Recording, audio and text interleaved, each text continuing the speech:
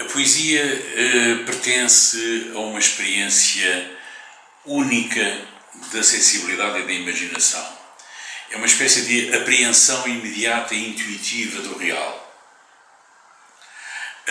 Neste sentido, o homem contemporâneo, o homem e a mulher no sentido de ser humano, o homem contemporâneo como que perdeu a necessidade de poesia. Porquê? Porque está de tal maneira preso ao imediatismo do consumo dos bens materiais, da preocupação com, no fundo, com a acumulação, que acaba por não ter necessidade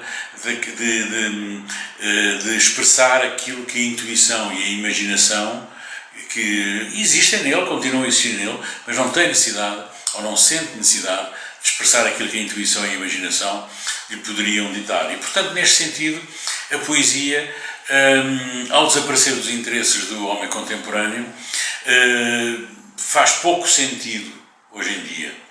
Mas, por outro lado, continua a existir. Porquê? Porque, como diria, enfim, alguém que... Enfim, há sempre alguém que resiste, não é? E esta resistência é, de facto, aquele nicho de produtores e consumidores de poesia que existem, continuam a existir, mas é um nicho, é um número cada vez mais reduzido, mas que quando um Estado, por exemplo, ou um governo tem necessidade de pôr na lapela um emblema qualquer numa cerimónia, quem é que vão recorrer? Aos poetas, não é? E põem o emblema na lapela. Mas há sempre, de facto, alguém que resiste e, neste sentido, continua a haver quem produz, quem consome e quem, sobretudo, entende a poesia como o lugar de libertação da própria alma. É como se a poesia nos desse acesso a uma respiração da alma de todos nós. Ler poesia ou produzir poesia é, neste contexto, uma respiração da alma. Aquilo a que chamamos literatura tem 200 e poucos anos. Foi um conceito que surgiu da necessidade de corresponder a uma nova realidade que era a do romance no século XVIII. Porque até aí o conceito dominante era o de poesia. Aliás, o Homem de Garrett, por exemplo, no século XIX, em meados do século XIX, tinha uma afirmação muito curiosa num texto que ele publicou, em que se referia à poesia, acrescentando a seguir, ou literatura, como agora lhe chamam. E, portanto, o conceito que nós hoje temos de literatura é recente, tem 200 e poucos anos. Muito provavelmente, a evolução tecnológica vai trazer novas necessidades e novas realidades que vão colocar também a necessidade de encontrar um novo conceito, que ultrapasse o de poesia, que ultrapasse o de literatura. E que, julgo eu, tem a ver com aquilo que as novas tecnologias nos trazem e que a realidade virtual, sobretudo a realidade virtual, nos vai trazer. E, portanto, a mutação cultural que estamos já a viver, mas a mutação profunda que irá acontecer, vai, com certeza, trazer novas necessidades, novo formato. E aquilo que aqui hoje chama poesia e literatura irá, julgo eu, transformar-se num novo conceito de fruição cultural. Eu julgo que a realidade virtual vai ser o canal para essa fruição, mas ainda é cedo para adivinhar o futuro. Embora já tenha tentado dar alguns sinais, enfim, em termos ensaísticos, do que poderá ser esse futuro. Mas para já não gostaria de avançar, a não ser numa longuíssima exposição acerca daquilo que o futuro nos prepara. Ou que os sinais, hoje em dia, nos indicam como estando ali à beira de acontecer. E de que o crítico literário existe. Eu julgo que ele continua a existir, mas o seu lugar está cada vez mais menorizado em termos do protagonismo cultural que ele teve no passado. E o passado significa há 30 anos atrás, não é o passado muito longínquo. 30 anos atrás. As condições alteraram-se e hoje a crítica literária praticamente desapareceu. A não ser que estejamos a contar com os redutos académicos e o ensaio académico, o comentário académico, a não ser que estejamos nesses redutos, o crítico literário, como havia aqui há uns anos, que escrevia nos jornais, que informava acerca de um livro e comentava esse livro, digamos, esse perfil do crítico alterou-se, e o que nós temos hoje é, nos jornais, para já, uma dimensão muito reduzida do espaço do comentário crítico e feito esse comentário por pessoas que são jornalistas, ditos culturais, muitas vezes são estagiários que saem dos cursos de comunicação social e que vão para os jornais fazer crítica literária. O que me faz lembrar hoje em dia, essas situações fazem-me lembrar aquilo que no final do século XIX, um autor satírico inglês, chamado Samuel Butler, numa obra intitulada Erewhon, que ele leu ao contrário, que é Nowhere, portanto uma utopia negativa, e ele dizia que no futuro colocava várias pessoas enfim, os seus contemporâneos que exerciam determinadas profissões e no futuro iriam exercer outras, e quando ele chegou à altura de colocar o crítico de arte, queria dizer vai escrever nos jornais ou então apanhar trapos. Já no século XIX o perfil e a fama dos críticos literários não era muito famoso. É evidente que eu estou a dizer isto e tenho plena consciência de que, enquanto presidente de uma Associação Portuguesa de Críticos Literários, assumo que, de facto, a crítica está numa fase problemática, mas essa fase deriva da fase em que a literatura se encontra também, e em particular a poesia. Mas sobretudo a literatura está também de facto numa fase problemática, que é uma literatura orientada sobretudo para o consumo imediato, em que os textos que são publicados são aqueles em que os editores investem para ter um retorno imediato, e para isso têm que corresponder imediatamente àquele nível de preparação do público consumidor, que é um nível normalmente abaixo da média de qualidade. E, portanto, andamos num círculo vicioso, não é? A máquina de promoção das editoras quer assegurar retornos imediatos das suas obras que publica. Ora, para isso, a obra tem que ter sucesso, e só pode ter sucesso correspondendo às expectativas de um público pouco interessado em grandes qualidades ou em qualidade elevada dos textos que lê, porque não tem, de facto, também apetência para isso. Mas quando o escritor escreve, ele escreve segundo aquilo que são os seus próprios modelos interiores. Eu estou convencido que nenhum escritor escreve deliberadamente abaixo das suas capacidades só para corresponder. Não consegue escrever mal, julgo eu, como bom escritor, não consegue escrever mediocremente, não é? Portanto, sendo assim, um escritor escreve consoante as suas próprias condições e, por vezes, essas condições exigem um leitor modelo que nem todos os leitores serão. E então, esse escritor, normalmente, tem pouca audiência. Por sua vez, o leitor prefere, evidentemente, os livros que que não lhe exijam um grande esforço de concentração e de leitura. Quer seguir uma história, por isso é que também o romance tem mais leitores do que a poesia, quer seguir uma história, quer interessar-se pela história e, portanto, não está muito vocacionado para um esforço intelectual, para um esforço de andar para trás e para a frente, para apreciar os meandros das imagens, da linguagem. Por vezes até fica confuso quando um escritor anda por uma linguagem mais rebuscada ou mais aperfeiçoada. Portanto, claro que também há exceções.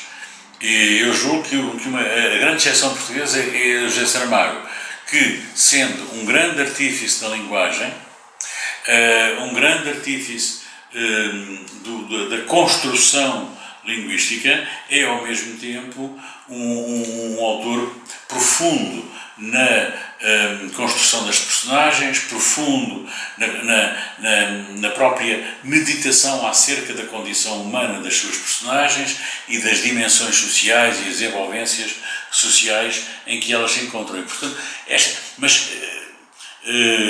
felizmente há mais autores como o Saramago. Não são muito abundantes, há mais. Por isso é que nós também temos patamares diferenciados de leitores.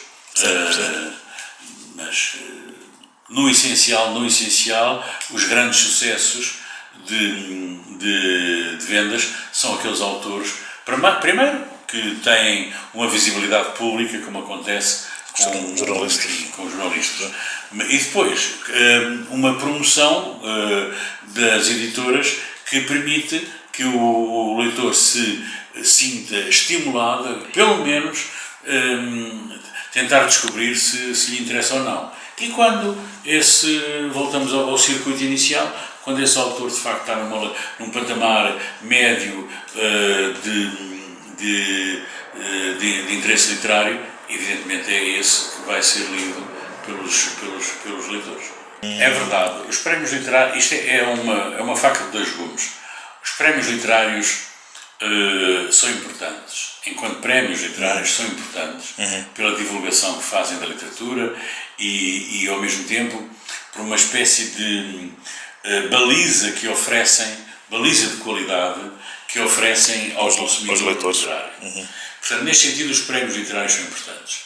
E estamos a falar dos grandes prémios institucionais, digamos assim, porque depois há prémios municipais que têm uma relevância muito grande. Por vezes as pessoas nem se apercebem da relevância dos prémios literários municipais, porque é uma maneira de destacar nomes que de outra maneira nunca teriam destaque nem na imprensa, nem lá de nenhum. Portanto, os prémios municipais pertencem a uma outra categoria. Os grandes prémios institucionais, esses são de facto atribuídos, utilizando a sua expressão, quase sempre aos mesmos. Não é bem aos mesmos, mas há uma espécie de gosto médio de que os jurados são expressão. Há um gosto médio, há uma plataforma média de gosto. Eu gosto de utilizar a expressão, há um gosto gregário. E os jurados desses prémios são protagonistas do gosto gregário, isto é, daquilo que é o gosto dominante na comunidade culta de um determinado tempo. E, portanto,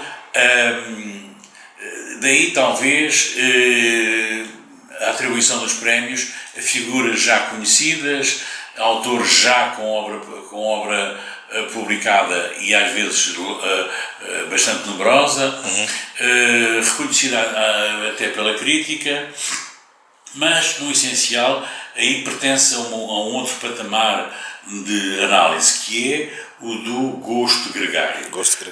De que os jurados, normalmente são críticos literários ou outros escritores, se fazem intérpretes. É um pouco o gosto que está na moda, mas neste caso que está na moda num patamar mais sofisticado, se quisermos, de cultura literária. Se quisermos, talvez de uma elite, se quisermos, que existe também na cultura literária. Sim. Aqui sim, porque o gosto gregário, aquele gosto que leva a consumir milhares de exemplares, naquele quadro que eu há pouco descrevia, isso é um outro tipo de gosto gregário, porque no fundo, numa mesma época, podem coexistir diferentes patamares de gosto. E agora depende de aquilo a que cada um desses patamares corresponde ou interpreta. Se estamos a falar de uma cultura erudita, de um conjunto de jurados pertencentes a uma elite erudita, ou se estamos a falar de prémios menos próximos dessa elite ou dessa cultura erudita. Quer queiramos, quer não, há sempre um gosto dominante. E o gosto dominante, mas mais uma vez, o gosto dominante é um gosto que se distribui por patamares diferenciados. O gosto dominante pode ser avaliado quantitativamente pelo número de exemplares vendidos por um determinado autor, não é? Isso é considerado o gosto dominante, pois é evidente, se ele é que é o mais vendido, é ele que prevalece sobre os outros. Mas depois há patamares diferenciados de gostos dominantes, mesmo na parte erudita da cultura literária, há um gosto dominante. Eu não vou citar nomes, porque não é a altura para citar nomes, mas todos nós podemos encontrar na nossa enciclopédia privada nomes que ilustram essas situações. O cânon é algo que é mais complexo do que o mero gosto. O cânon é uma definição que vai sendo feita a pouco e pouco pela instituição de ensinos, pelas universidades, pelo ensino secundário. Quando uma universidade ou as leituras obrigatórias no ensino secundário definem um conjunto de autores e não outro conjunto de autores, estão naquela altura a canonizar os autores que escreveram. Isto é, criar uma imagem diante dos alunos, criar uma imagem de que aqueles autores são aqueles que valem a pena. E nesse sentido são os canónicos. Eu costumo fazer uma distinção entre o canónico e o clássico. O canónico é isto, tem uma dimensão institucional. O clássico é aquele autor que, nos termos do Ítalo Calvino, nunca acabou de dizer aquilo que tem para dizer. E, portanto, continua a ser lido por vontade dos leitores e menos por relações institucionais que possam, e promocionais que possam existir. Hoje estou convencido que a maior parte das pessoas que compram Eça de Queiroz para ler Eça de Queiroz é porque ainda o Eça de Queiroz continua a falar a muitos dos portugueses no contexto português, da política portuguesa, da sociedade portuguesa. O mesmo acontece com o Fernando Pessoa. Portanto, são autores que, apesar de serem canónicos no sentido em que são promovidos pela instituição escolar, são também ao mesmo tempo clássicos, porque o próprio leitor vai à procura da fusão dos seus horizontes com aquilo que o texto tem para oferecer. Portanto, as expectativas do leitor são preenchidas por aquilo que o texto tem para oferecer. A verdade não existe. Enfim, não é preciso irmos a Nietzsche para relativizarmos a verdade, mas a verdade existe em função dos contextos da própria verdade. Quando o Homero diz que fala dos poetas são mentirosos, antes do Homero já, ou melhor, enfim, toda a cultura grega, toda a cultura helénica, acaba por ser uma cultura de reflexão acerca da verdade, mas também daquilo que é perigoso por parte da poesia. Porquê? Porque a poesia, enfim, o Platão Aliás, antes do perdão, o Gorgias, o escritor Gorgias, tem, a propósito do rapto de Helena, dizia que tinham sido os poetas a influenciar aquele comportamento da Helena de Troia. E, portanto, as mentiras dos poetas que falam de coisas que não existem, de seres que não existem, que imitam coisas como se fossem as próprias pessoas e coisas como se fossem as próprias pessoas e coisas. Portanto, neste sentido, desde sempre houve a ideia de que a poesia era perigosa, exatamente porque não se adequava, diríamos hoje, à verdade empírica, àquilo que são os dados imediatos dos sentidos e da realidade. Mas a verdade enquanto tal pode estar contida nessa mentira. Ou seja, a verdade enquanto tal no sentido em que um dos aspectos do que nós podemos chamar verdade acerca de uma determinada situação pode estar contida na mentira do poeta. Por isso é que eu dizia que o Fernando Pessoa é o maior mentiroso que esteve ao serviço da verdade. O John Keats, em Inglaterra, e ele era um bom leitor da poesia romântica inglesa, e o John Keats tem uma... chama o poeta camaleão, exatamente para dizer que o poeta está constantemente a adequar-se às circunstâncias. Então, o poeta é de facto, tal como Pessoa, enfim, e sobretudo Pessoa, o maior mentiroso, é sempre um mentiroso que está ao serviço da verdade. Só que não é uma verdade no sentido da verdade empírica, imediata. É uma verdade que está fora ou para além dos limites estritos da imediaticidade da realidade.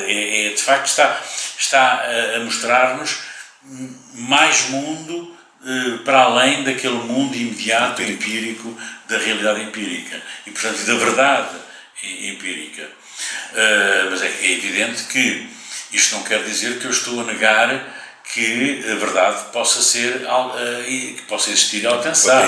Todos nós sabemos que se relativizamos tudo, então caímos no nihilismo e, de facto, numa espiral perigosa em que acabamos por não ter valores que nos orientem na vida.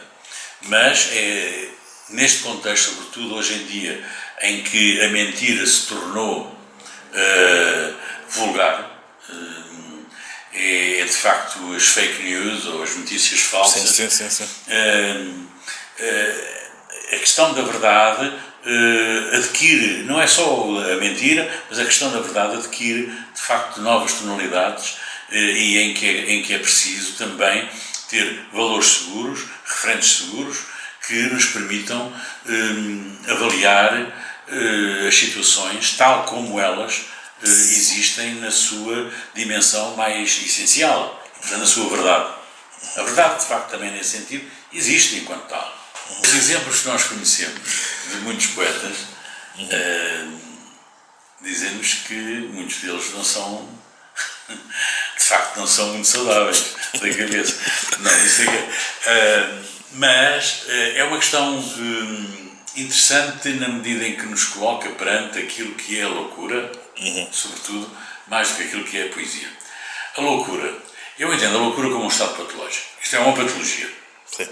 E, portanto, a loucura, enquanto tal, não pode ser levada a sério da relação com a poesia.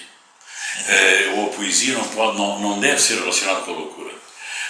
Retoricamente, isto pode ser, e para alguns, isto pode ser muito interessante do ponto de vista intelectual, mas para mim a loucura é um estado patológico. Para mim a loucura é um estado de exteriorização do eu que não é passível de associação com uma construção imaginativa como é a poesia. Agora, não há dúvida que quando nós encontramos um discurso de loucura, enfim, como doença, como patologia, quando encontramos um discurso de loucura, nós podemos lá encontrar como que veios de veracidade e veios até de construção imaginativa que podemos dar algum valor. Mas isso é uma coisa, somos nós que estamos a encontrar naquele discurso desconexo uma conexão que esse discurso não tem.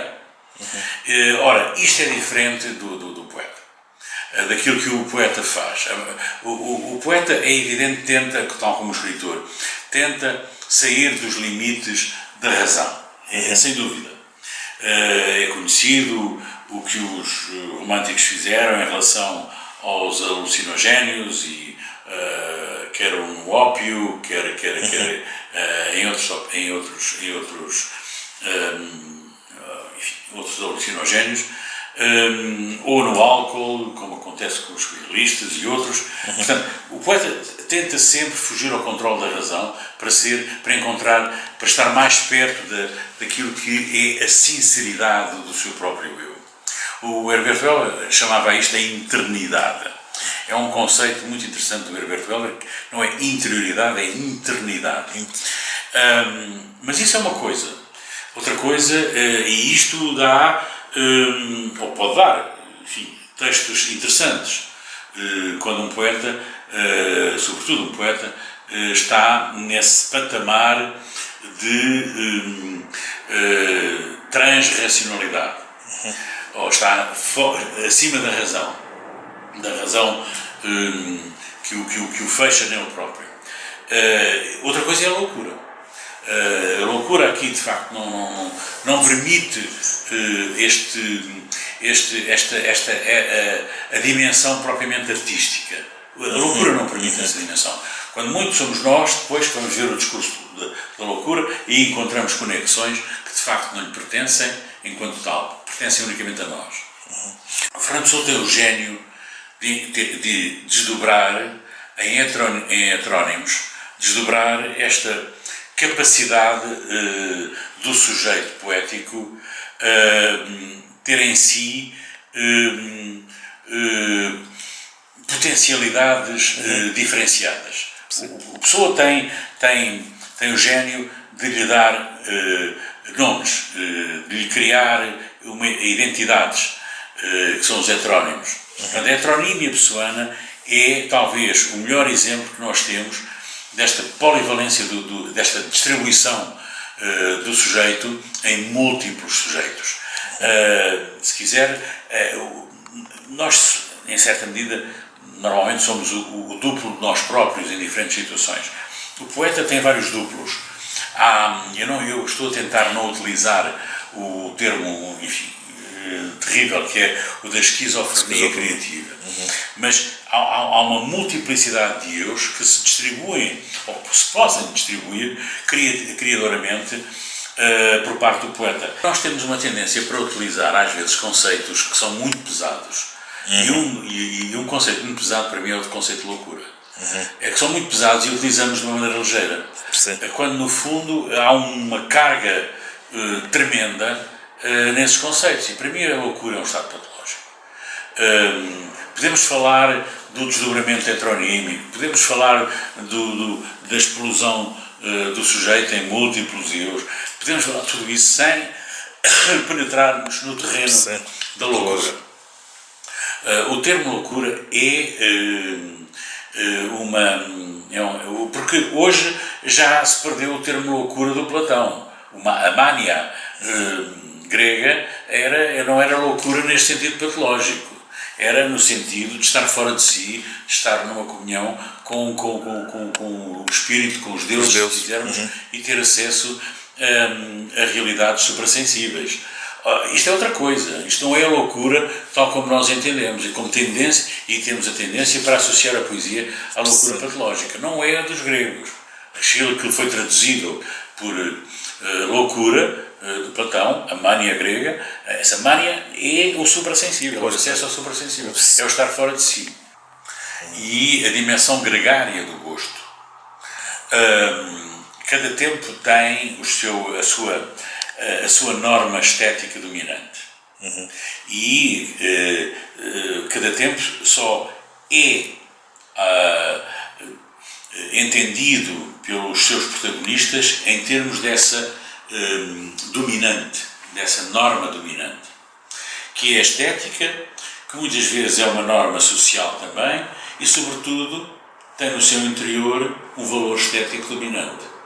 Ora, é este valor estético dominante, num determinado período, que muitas vezes não consegue reconhecer e muito menos aceitar certas práticas artísticas que estão fora desse valor estético dominante, que estão fora dessa norma estética dominante. Alterando-se pela dinâmica social, os códigos que estavam na origem da definição da norma ou da construção do valor, inevitavelmente se vai eventualmente descobrir o que estava antes e que não foi descoberto, mas que está agora a dialogar com um outro período em que outros valores e outras normas e outros códigos se desenharam. E então é como se o futuro fosse buscar ao passado interlocutores que já não encontra no passado imediato. Foi buscar ao passado distante interlocutores que já não tem porque alteraram-se de tal maneira os valores, só no passado mais ou menos imediato é que estão. E então nós temos a revelação, entre aspas, mas a revelação de autores que estavam praticamente ignorados ou escondidos por aquela que era, no seu tempo, a norma estética dominante, o valor estético dominante e os códigos sociais até de representação crítica desse valor e dessa norma. Tem a ver com aquilo que são as mutações do gosto e, nessas mutações, a sequência de normas dominantes, valores dominantes. Normas estéticas e valores estéticos, mas também normas sociais e valores sociais. Nas dos meus livros, eu ponho de facto, termino sempre a biobibliografia dizendo que não escreve poesia nem romances, mas estou a pensar acrescentar, se ainda tiver tempo de publicar outro livro, estou a pensar acrescentar, não escreve poesia nem romance, vírgula, mas considera que um ensaio é um género literário. Portanto, o género literário ensaio faz parte também da arquitetura da cultura literária. Neste sentido, quando eu escrevo um ensaio, estou a escrever em certa medida, não como um escritor ou um romancista ou um poeta, mas em certa medida estou a escrever enquanto escritor. Isto é, alguém que também tem que utilizar a língua portuguesa de uma maneira, digamos, esteticamente relevante e tem que encontrar a imagem certa e tem que ter alguma criatividade na junção das ideias e das palavras.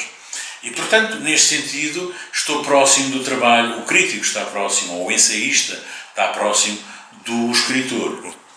Mas não escreve poesia nem romance, porque o sentido, isto agora voltando à minha perspectiva estritamente individual, como todos nós sabemos, quem está nas humanidades e na cultura literária desde muito cedo, escrevemos um poema ao outro, escrevemos um conto ao outro, mas digamos que a disposição crítica em nós é de tal maneira aguda que não nos reconhecemos e acabamos por abandonar a produção de poesia ou de romance ou de conto, narrativa, para ficarmos com o ensaio. E já agora, o Saramago tem uma afirmação muito interessante que me fez lembrar sempre o Camus. E o Camus dizia: se queres ser filósofo, escreve romances.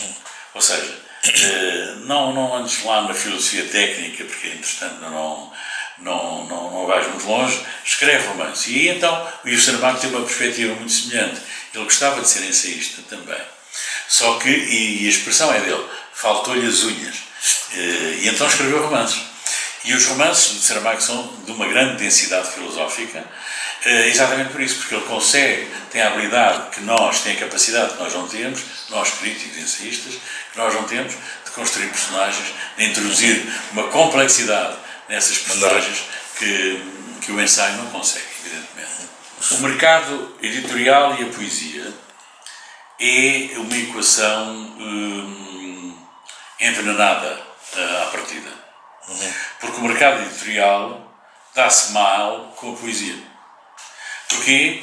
Porque há poucos leitores de poesia. Eu lembro-me que aqui há uns anos alguém fazia uma estatística que dava qualquer coisa como temos em Portugal 300 leitores de poesia. 300 leitores regulares de poesia. E nós podemos pensar, bom, mas isto não é nada. É e não é. Porque o mercado editorial dá-se mal com a poesia, porquê? Porque a poesia, de facto, não vende. E o mercado editorial, isto é, as editoras tradicionais, não vão gastar dinheiro na produção de um livro para vender 200, 100 ou 150 exemplares, eventualmente, em livraria. Porque o resto será, se calhar, o autor que dá à família e aos amigos. Portanto, a poesia, neste sentido, hoje em dia não pertence ao mercado editorial. Já pertenceu também, evidentemente. Eu recordo-me de quando eu era jovem estudante, as publicações Dom Quixote tinham uns cadernos, acho que criados até pela Senua de Cassis, os cadernos de poesia, Carlos de Oliveira, muitos dos melhores poetas da altura estavam lá publicados, e foi aí de facto que eu comecei também a contactar com a poesia. Mas isto perdeu-se, a mutação social foi tão profunda que isto perdeu-se. E hoje temos as editoras, pura e simplesmente não investem as editoras principais, aquelas mais institucionais. Depois temos pequenas editoras que vivem muito daquela, entre aspas, carolice de publicar aquilo que alguém gosta, o dono da editora, ou que normalmente pode gastar a fortuna que herdou e que gasta ali o dinheiro todo nas edições. Isto quando não são os próprios autores a pagar as edições. Sim. Porque hoje em dia o que acontece é de facto que são os autores a pagar as suas edições que oferecem. Podem pôr no mercado, podem pôr numa livraria ou outra à consignação, mas normalmente é mais para oferecer aos amigos e à família. Mas há um dado novo em tudo isto. Há um dado novo. É que nós estamos a falar de poesia em papel, publicada em papel. E, portanto, estamos a falar de um paradigma que está também, em certa medida, esgotado. Hoje em dia, a internet, que tem aspectos positivos e negativos, a internet deu-nos acesso a um mundo novo e gratuito de fruição da poesia. O Eduardo Chiesa é um desses exemplos.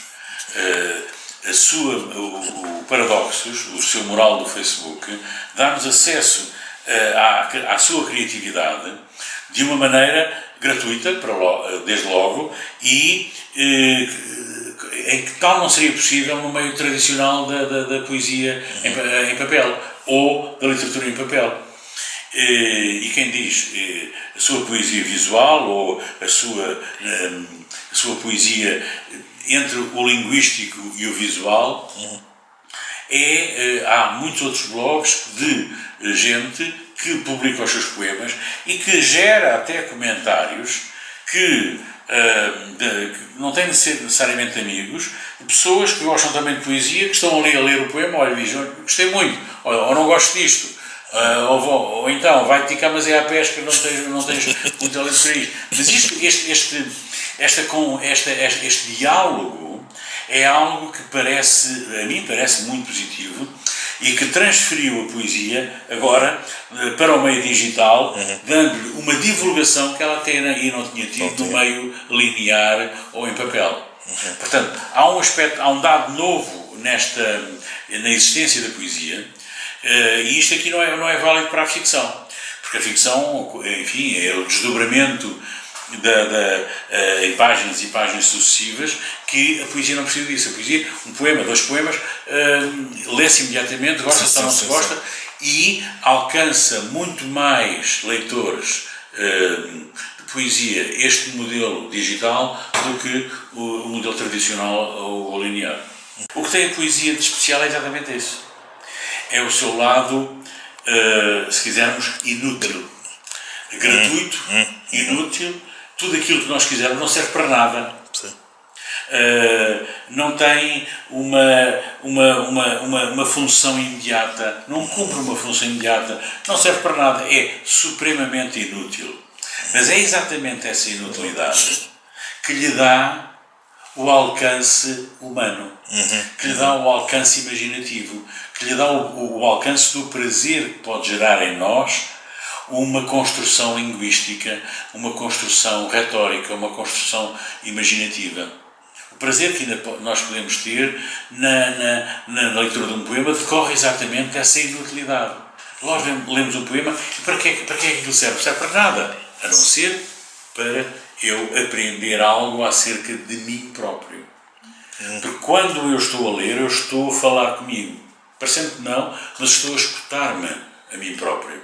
Ao ler um poema, eu estou a escutar-me a mim próprio. Não estou só a ler o poema. Estou a escutar-me a ler o poema e nessa leitura estou a escutar-me nas minhas emoções, nos meus sentimentos, no que se quiser. Sem disso, às vezes, nós por vezes esquecemos que isto acontece, mas isto acontece.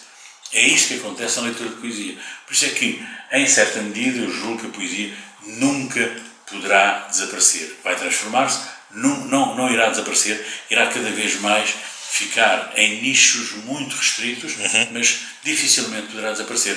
Porque ela brota de um impulso gratuito,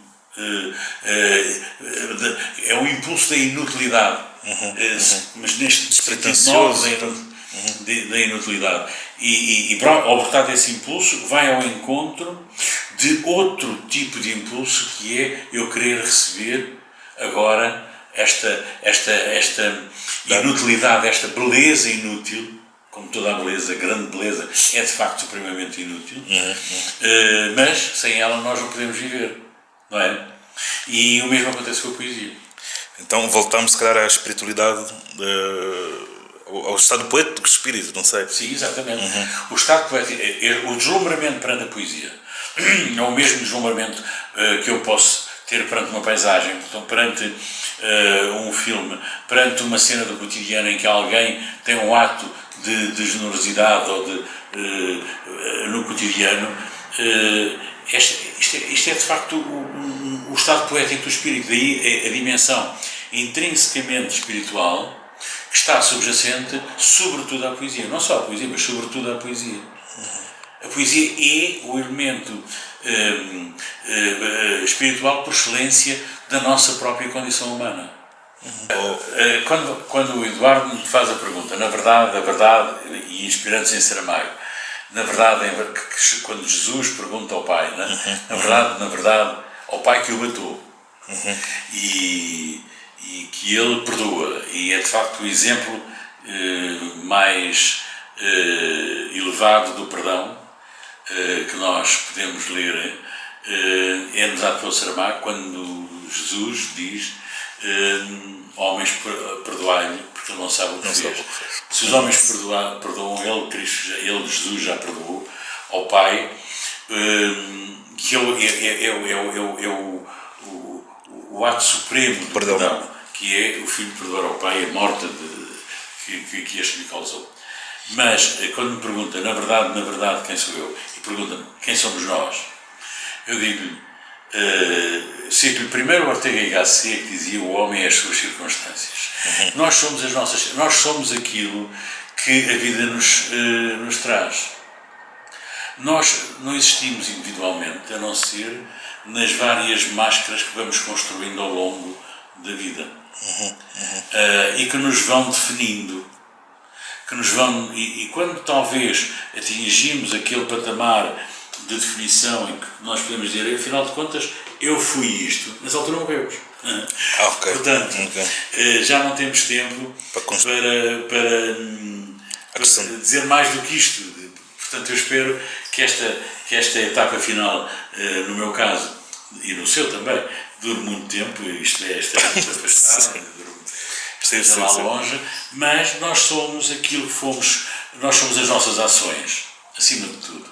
Somos as nossas ações, nós próprios, não é? Portanto, afinal, quem somos nós? Somos aquilo que fazemos. Somos aquilo que fizemos, somos aquilo que fazemos e no fundo, se calhar, o que perdemos e o que ganhamos, as decisões erradas e as decisões certas, somos aquilo que nós, afinal, sempre fomos.